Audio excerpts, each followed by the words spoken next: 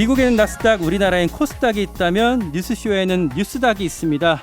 뉴스쇼 증권시장 뉴스닥, 오늘도 두근 브라더스 나오셨어요. 민주당 선대위 현근택 대변인, 국민의힘 선대위 김근식 정세분석실장, 두 분 어서 오십시오. 네, 안녕하세요.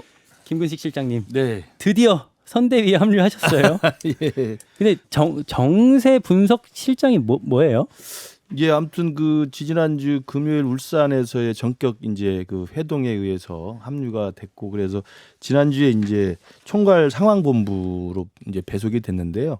아시는 것처럼 총괄 상황본부는 선대위에 있는 그 방대한 조직들을 이렇게 수평적으로 조율하면서 선후 문제, 어떤 일들이 생기면 선후의 문제, 그다음에 완급의 문제, 경중의 문제를 이제 조율해주는 기구라 생각하시면 됩니다. 김종인 위원장의 직속 기구인 거죠. 예, 예. 근데 그 안에서 뭐 전략, 그렇습니다. 뭐 여러 가지 예. 있던데 정세 분석은 뭐 처음 보는 좀 직함인 것 같아요. 그러니까 총괄 상황본부에 상황실이 하나 있고요. 그다음에 이제 전략기획실, 정세분석실, 정무대행실인데 상황실은 그야말로 112, 119 같은 긴급한 그 야전을 챙기는 상황이고, 저희들 삼실은 사실은 원팀으로 같이 움직이면서 이제 종합 전략 상황실이라고 보면 됩니다. 그래서 그 일이 생기면 일에 대한 대응 기조, 그다음에 긴급 조치에 대한 거, 그다음에 중장기 분석, 기획, 대응을 한꺼번에 하기 때문에 전략기획실, 정세대응실, 정세분석실 한 몸처럼 움직인다고 생각하시면 될 것 같습니다. 결국엔 말이 하나가? 막 어려운데 뭐 네. 김종인 별동대장 같은 거 아니에요? 그렇지 않습니다. 안 해요?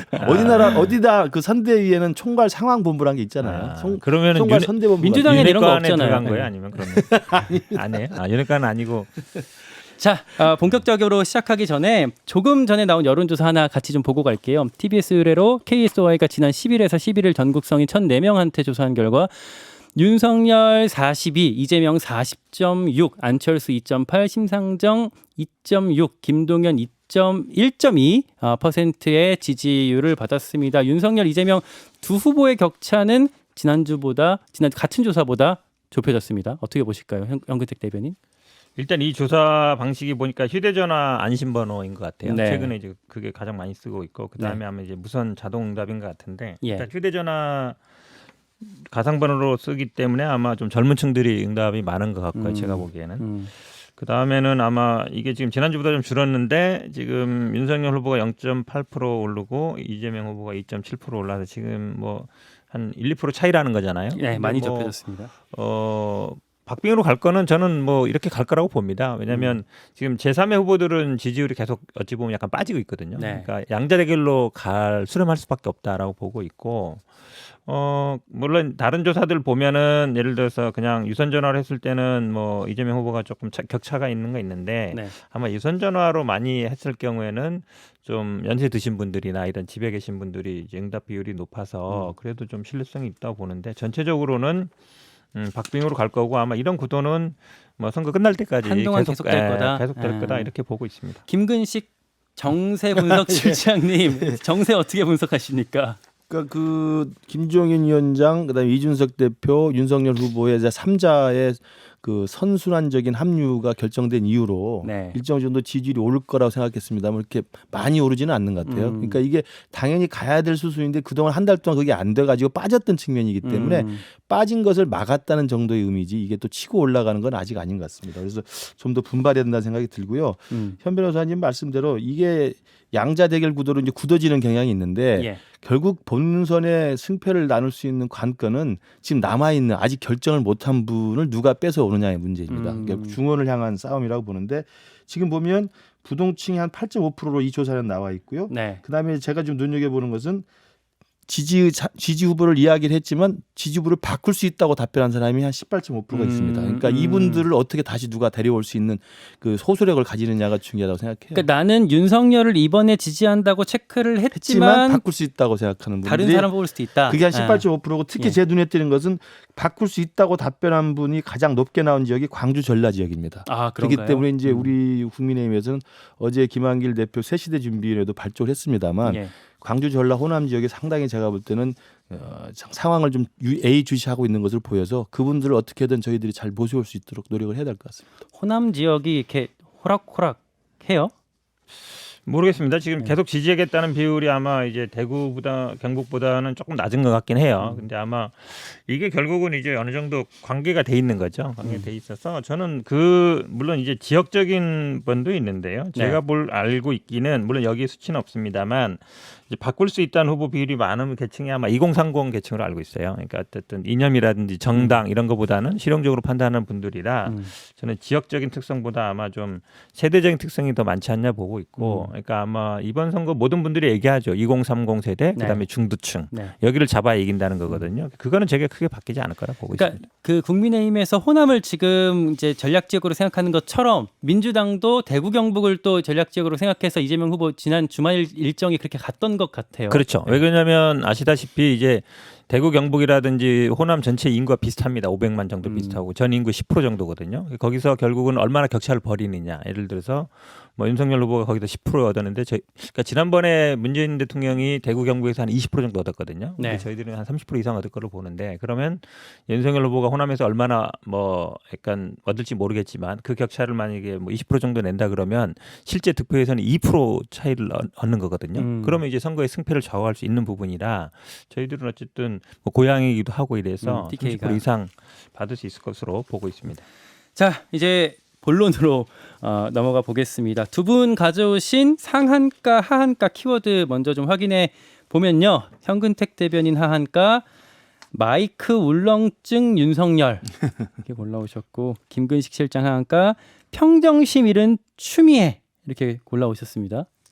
이번 주는 이제 김근식 실장님 가져오신 키워드 먼저 좀 가볼게요. 하한가, 평정심 잃은 추미애 이유를 좀 설명해 주신다면요. 그렇죠. 추미애 전 장관께서 지난주 지금까지도 계속 이렇게 논란의 중심에 쓴 게 이른바 이제 그 김건희 씨 무슨 그 실체에 관한 의혹, 시중에서 이야기되는 그런 것들을 계속 공유를 하면서 마치 어떤 뭐 그 시정 잡배들이나 할 수 있는 이야기들, 확인되지 않은 괴소문들을 막 올려놓는 분들이 계셨고요. 그 추미애 전 장관께서. 그리고 또 윤석열 후보를 이렇게 회초리로 종아리를 때리는 것도 하나 올려가지고 또 파문이 있었고, 그러면서 당내에서도, 민주당 당내에서조차도 좀 부담스럽다는 반응이 있었는데 그게 한두 번에 그치지 않고 계속 하시더라고요. 김건희 씨 진실을 밝히라고 계속 이야기하고 뭐 이러저러한 이야기를 계속 하는 것 같아서 저는 다른 것보다도 그런 것들을 공당에서 하지 않는 다 그런 이유가 있는 것이고,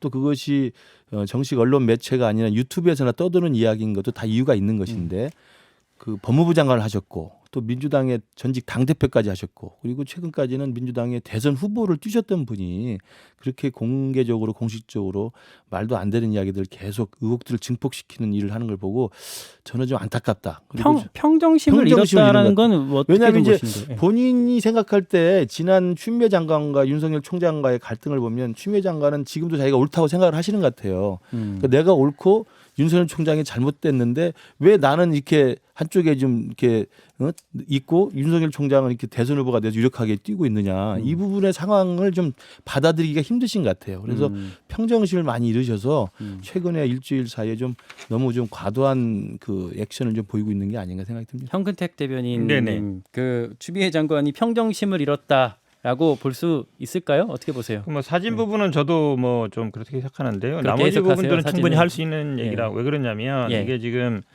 자꾸 국민의힘에서 뭐라고 반명하고 있냐면 이게 뭐 사생활 문제다. 그리고 뭐 여성 인권 문제 아니냐 얘기하는데, 저도 사실은 뭐 사람이 뭐 성형할 수 있어요. 할 수 있고 이름 바꿀 수 있습니다. 그리고 뭐 결혼 전에 어떤 뭐 누구랑 뭐 이런 거 아무 문제 안 됩니다. 근데 이제 이게 그것만이냐? 그건 아니거든요. 그럼 이제 과거에 어떤 일을 했느냐 되게 중요합니다.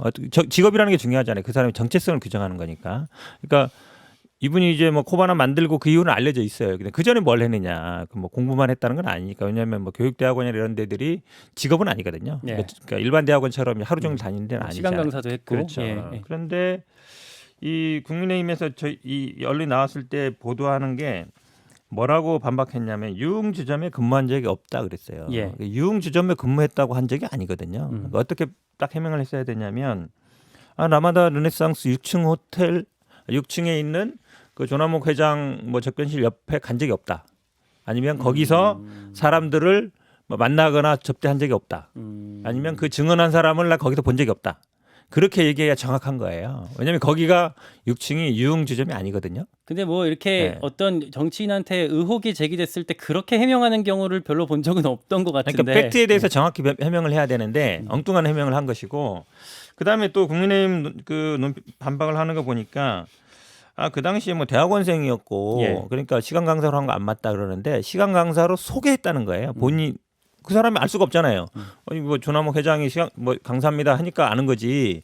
근데 뭐 대학원생을 시간 강사로 소개하는지 대학원생인지 그걸 알 수가 없는 거거든요. 그 사람 그렇게 들었다는 거니까. 그다음에 뭐 그 이후에 알았다는 건데 그게 중요하죠. 왜 그러냐면 김건희 씨도 윤석열 회장 소개를 이제 조남욱 회장 통해서 했다는 건 제가 보기에 부인하기 힘들 것 같고, 그러면 조남욱 회장이 어떤 위치에 있냐면 그 라마단 르네상스 호텔 6층이라는 데가 조남욱 회장이 충청도 분이에요.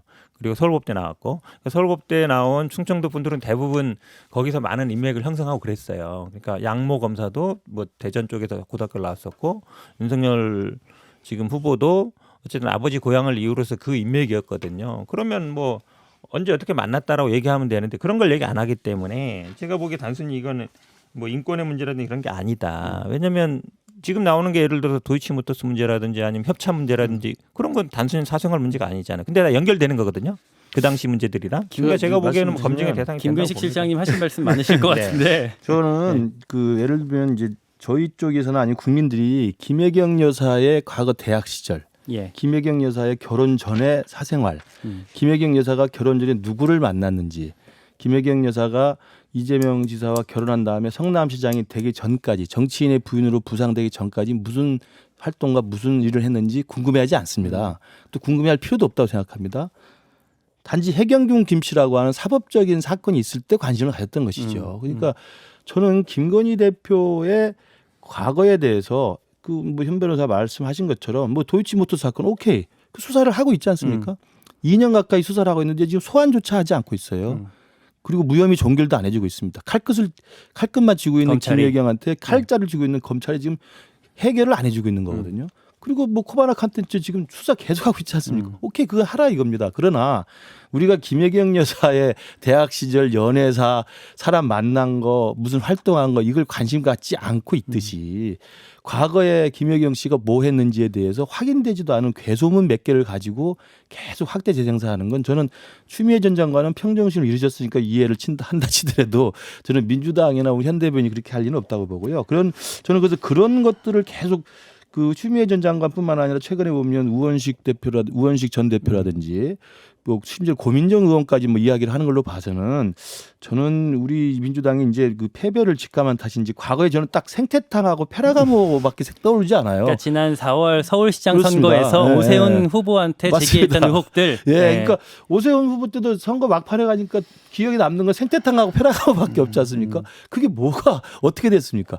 결국은 선거를 할 때는 그 후보에 대한 자질 검증, 후보에 대한 정책 검증, 공약 검증, 그리고 후보에 대한 국민들이 향후 5년의 국정을 어떻게 풀 것인가에 대한 걸로 판단을 해야지 후보도 아니고 후보 배우자의 20대, 30대 정말 무슨 있지도 않은 괴담 수준의 이야기를 가지고 증폭시키는 건 제가 볼 때 공당으로 살리나 이라고 봅니다. 그러니까 말씀 중에 그러니까 지금 그 의혹이 크게 두 줄기거든요. 그러니까 김건희 씨의 뭐 사생활, 뭐 그 어떤 경력 의혹 그리고 재산 형성 과정에 있어서 지금 어떤 사법적인 어떤 수사가 이루어지고 있는 부분이 크게 두 줄기인데 요 사법적인 부분은 그대로 가더라도 네, 사생활 네. 부분은 결혼 이전의 부분까지 건드리는 건 말이 안 되지 않냐라는 말씀이신 것 같아요.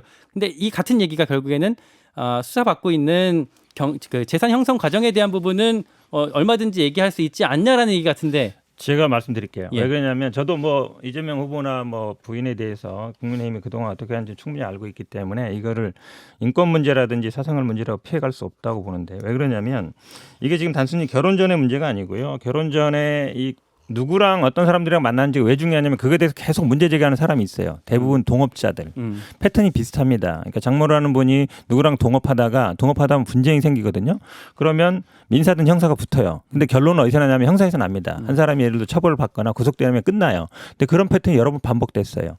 거기에 항상 검사들이 얘기가 되는 거예요. 거기에 김건희 씨가 뭐 예를 들어서 관련돼 있다든지 뭐 여행을 갔다든지 이런 얘기 계속 나온단 말이죠. 그게 단순히 결혼 전의 문제입니까? 그분은 계속 지금도 얘기하고 있는 거예요. 내가 그렇게 당했다. 그런 분이 몇 분 있는 거거든요. 계속 지금 뭐 고발한 사람들도 있고 법적인 문제인 거예요. 이게들 단순히 예를 들어 말씀처럼 결혼 전에 누구랑 만났고 누군 어떤 직업이 있다고 단순히 그 문제가 아니라 그게 다 재산 형성도 관련된단 말이에요. 장모라도 관련된 거고. 그러니까 이거는 분리되는 문제가 아니에요. 분리하고 싶지만 분리할 수 없어요. 이런 내용들에 대해서 민주당에서는 그 배우자 김건희 씨가 직접 나와서 해명해라. 그리고 추미애 장관 같은 경우도 그렇게 얘기를 좀 하고 있거든요. 뭐 건진료인가요? 뭐 건희 씨에게 진실을 뭐 옛날 타진료를 이제 벤치마킹한 것 같은데 김건희 씨가 언제 좀 등판해서 이런 얘기들을 직접 할 수가 있을까요? 당연히 등판을 해야죠. 예. 왜냐하면 후보의 배우자니까요. 또 대통령이 되면 대통령의 영부인 역할을 해야 되지 않습니까? 그렇죠. 예. 당연히 등장을 해야 되는데 예. 대통령 후보의 배우자로서의 등장을 해서 활동을 공개적으로 하는 거하고 예.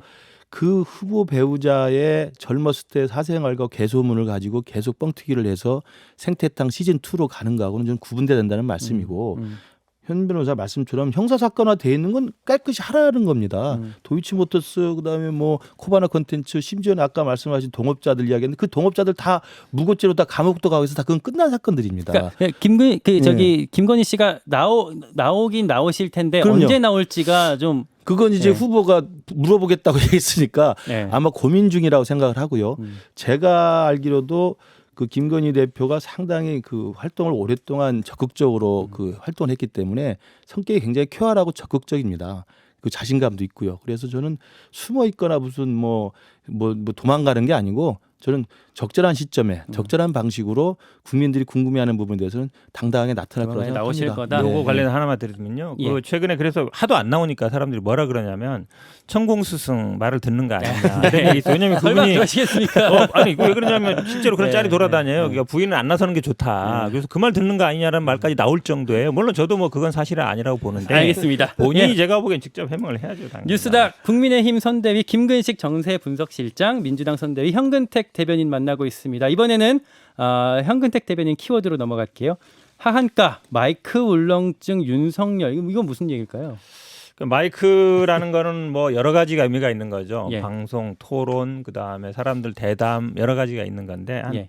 세네 가지 정도 사건을 얘기하는 거예요. 한마디로 얘기하면 지난번에 아마 이제 대학로에 갔을 때 네. 짤이 많이 돌아다녔잖아요. 청년 어떤 예술가들 그렇죠. 예술인 만났을 자담했는데 때. 물론 예. 뭐 질문 몇 개 직접 답한 것도 있어요. 근데 뭐 그거는 당연한 거지다 보니까 이제 사람들이 관심이 없는데 답변을 이제 이준석 대표한테 넘기는 게 많이 보였거든요. 근데 마이크를. 그거는 그 사이에 마이크 하나를 갖고 움직이다 보니까 가운데 앉아 있던 윤석열 후보가 마이크를 넘겨주는 좋은 그럴 자리에 수도 있던 있지만 건데. 예. 기본적으로 아마 그날 자리는 후보한테 얘기 듣는 자리거든요. 예. 기본적으로 간담회라든지 선거 과정에서 뭐 당 대표한테 듣는 얘기 많지 않습니다. 대부분 뭐 후보한테 하는 얘기 때문에 기본적으로 후보가 답변해야 되는 거예요. 근데 저희 일부에 이제 이준석 대표 나왔을 때 이런 네. 얘기를 했어요. 그러니까 네. 후보가 답할 것들이 있었지만 뭐 당의 현안, 뭐 원내 현안들은 후보가 잘 모르기 때문에 이준석 대표 본인이 답할 네, 만한 네. 것들이 있었다. 그건 이제 우리 현 변호사님이 좀 확인을 해보셔야 되는데 오마이뉴스가 팩트 체크를 해서 기사를 했습니다, 변호사님. 그래서 오마이뉴스 기사 팩트 체크 기사가 그 짤 돌아다니는 게 거짓이라고 판명을 내렸고요.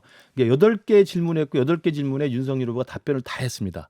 근데 4개 질문을 이준석 대표가 먼저 답했을 뿐인데 4개 질문을 먼저 답하고 그다음 바로 또 마이크를 받아서 윤석열 후보가 답을 다 했고요. 근데 4개를 먼저 이준석 대표한테 넘긴 이유는 앵커께서 말씀하신 것처럼 그 자리 배치상 넘겨줘야 되는 그런 구조가 돼 있어서 넘겨줬던 거고 질문 중에 어떤 거였냐면 당대표로서 대답해야 될 게 있어요. 그런데 청년 예술인들 뭐 장학금 지원 제도를 어떻게 했으면 좋겠느냐.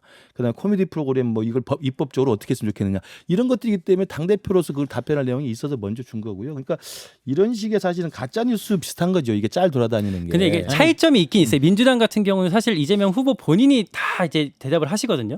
근데 그날 이게 행사 지금 제목이 그러니까 제가 이 마이크 토스가 핵심이 아니에요. 왜냐하면 제가 행사 핵심이 공식 얘기한 제목이 거는 이준석 아니, 대표와의 그러니까 같은 그렇게 보였던 간담회. 것이고. 자, 이 얘기 현근택 끝나야 돼요. 대변인 얘기 끝나야 들어보고 돼요. 제가 넘어갈게요. 이 예. 마이크 울렁증이라 한 거는 기본적으로 왜냐하면 이게 방송 안 나오잖아요. 잘 생방송 거의 안 나오고 있거든요. 우리 그리고 뉴스쇼에도 아직 한 번도 안 안 나오고 있어요. 나오셨습니다. 라디오 생방송 거의 안 난 걸로 예. 알고 있고 TV도 거의 뭐 녹화가 되게 많아요. 쉽게 얘기하면 그리고 한마디로 얘기하면 마이크 울렁이라는 것이고 저희들이 가장 문제 삼는 건 토론입니다. 토론 뭐 잘한다 관계없다 국민의힘에 방송에서 다 했다 그러는데 당내에서 하는 거하고 국민들을 상대하는 거 다르거든요. 근데 지금 뭐 한다 말은 하는데 제가 알기로는 여러 방송국에서 여러 협회 단체들에서 계속 토론하자는 얘기 나오는데 저도 토론팀에 있으니까요.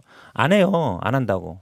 그러면 어떻게 되냐면 왜안 토론도 안 되고 방송도 마찬가지입니다. 방송도 상대방이 안 나오면 못 나가요. 저희들은 우리 나간다 그러는데 저도 안 나온다 그러면 안 되는 거거든요. 그러니까 어찌 보면 그래서 저도 어제 이제 논평에 침대 축구라 그랬는데 침대 축구로 수비는 할 수 있어요. 그러니까 수비는 할 수 있으니까 정권 교체율은 높으니까 그 여론에 그냥 받아서 그냥 가만히 있겠다. 조용히 있고 그냥 나는 그냥 사람들이랑 만나게 다니겠다는 건데 사실은 후보가 직접 나와서 본인 입으로 인터뷰도 해야 되고요. 날카로운 질문 받고 그다음에 토론도 해야 됩니다. 그게 국민들한테 알 권리 차원이기 때문에 그러니까 김근식 교수님도 자꾸 뭐 나올 건데 말만 하지 마시고 좀 뭐 나오시라 좀. 예. 그러니까 지난번에도 현 변호사님이 그런 이야기 해서 제가 분명히 그 전달을 다 하고 있고요. 걱정을 안 하셔도 됩니다. 지금 90일 가까이 남았기 때문에 법정 토론회 갖고만 하겠습니까? 모든 방송국, 모든 언론사에서 기획하고 요청하고 있는 1대1 토론 또는 뭐 상대방 다 불러서 하는 토론 같은 것도 저희들이 잘 준비해서 할 거고요. 이번 주에 당장 이제 관훈클럽 토론을 이제 합니다. 그리고 아시는 것처럼 후보 시절에 19번의 그 4명의 토론회를 다 소화를 했습니다. 그리고 정치를 시작한 지 6개월밖에 안 된 사람이어서 TV 마이크 또 TV 카메라 앞에 쓰는 게 굉장히 어려울 수 있겠습니다만 19번의 TV 토론을 잘 소화하면서 상당히 많은 학습 효과의 성적을 보여줬어요. 그래서 저는 제가 아는 윤석열 후보는 저도 직접 TV 토론 준비할 때 참여도 하고 해봤습니다만 굉장히 자신감이 있고 정책에 대한 전문성도 굉장히 습득이 돼 있고 이재명 후보뿐만 아니라 이재명 후보 할아버지가 나와도 당당히 이길 수 있는 자신감이 이제 있는 사람으로 알고 있습니다. 그렇기 때문에 안 나온다고 이렇게 독촉하지 마시고 다 나갈 테니까 다 짜서 하겠습니다. 하고 현 변호사님이 그때 지난주에 다른 방송에서 이야기했지만 그때 노재성 씨 자르라고 해서 제가 곧 자를 겁니다. 그래서 잘랐잖아요. 그러니까 다 제가 하면 다 그렇게 되게 돼 있으니까요. 잘 준비해서 열심히 해서 많이 나가도록 하겠습니다. 아니 그러면은 이제 이달 내로 나오는 거예요? 이달로 나가야죠. 그러니까 준비가 되고 기획이 되면 당연히 나갑니다. 그러니까 나온다는 게 뭐 관훈 토론 같이 다른 사람이 질문하는 것과 그리고 이렇게 후보랑 서로 토론하는 게 있을 텐데 후보랑 토론 어떤 맞토론도 가능한 겁니까? 그러니까 후보끼리 나오는 법정 토론 중앙 선관위 그 방송 토론회가 하는 주최하는 게 법정 토론이 있고요. 그 외에는 이제 언론사가 코디네이션을 해주는 거거든요. 그러니까 각 방송국 그다음에 종편이 다 있잖아요. 이런 데서 당연히 기획해서 섭외가 들어오죠. 그건 이재명 후보 측과 우리 후보 측이 섭외를 같이 조율을 해서 일정을 짜가지고 다 나갈 겁니다. 지금 이미요. 왜냐하면 이게 법정 토론은 3번인데 보통 2월달 정도 하게 돼 있어요. 한 달 전에. 그쵸. 근데 그러면 이제 12월, 1월이 이 민간 뭐 언론사에서 하는 토론들이거든요. 많은 언론이라든지 방송에서 이거 하려고 하고 있습니다. 많이 오는데 안 받는 거예요, 컨펌을. 그러니까 못 하고 있는 거거든요. 제일 중요한 거. 예. 뉴스쇼에 윤석열 후보 언제 오십니까? 그 12월 1월 중에 반드시 모셔오도록 하겠습니다. 12월 1월 중엔 반드시 1월까지 가지 말고 12월 중에 해야죠. 너무 늦어지면 제가 보기에 총괄 사무본부가 계속 늦게 합류하는 바람에요. 울렁증 고치는 가장 좋은 방법은요. 나와가지고 하는 방법밖에 없어요. 그럼, 울렁증 피해 다닌다고 울렁증 고쳐지지 않거든요. 그러니까 19번의 TV 토론을 잘 하신 분이 울렁증 있다고 말씀하시면 안 되고 나오면 되잖아요. 그러니까 안 나오니까 그런 뭐 거죠. 토론에 자신 있다고 나오라는데 제가 분명히 말씀드립니다만 윤석열 후보는 토론에 자신감이 극강인 사람이에요. 그러니까 저는 제가 분명히 단언컨대 이재명 후보가 윤석열 후보가 1대1 마스 토론 하잖아요. 아마 그 시청자 여러분들이나 국민 여러분이 보시면 알겠지만 1대1 마스 토론 보면 재밌을 겁니다. 그러니까 방송에 생방이나 뭐 이런 데 인터뷰도 좀 하시고 좀 나오시라는 얘기예요. 당연하죠. 자, 말로만 하지 마시고 더 들어서 하셔야지. 같은 얘기 반복될 것 같고 여기까지 오늘 뉴스닥 두 분 말씀 나누겠습니다. 민주당 선대위 현근택 대변인, 국민의힘 김근식 정세분석실장이었습니다. 두 분 고맙습니다. 감사합니다. 네, 고맙습니다. 김현정의 뉴스쇼는 청취자 여러분의 참여로 이루어집니다. 트위터, 페이스북, 레인보우 게시판, 그리고 단문 50원, 장문 100원의 유료 문자 샵 1212, 우물정 1212 통해 참여하실 수 있습니다. 김현정의 뉴스쇼, 여러분과 함께 만듭니다.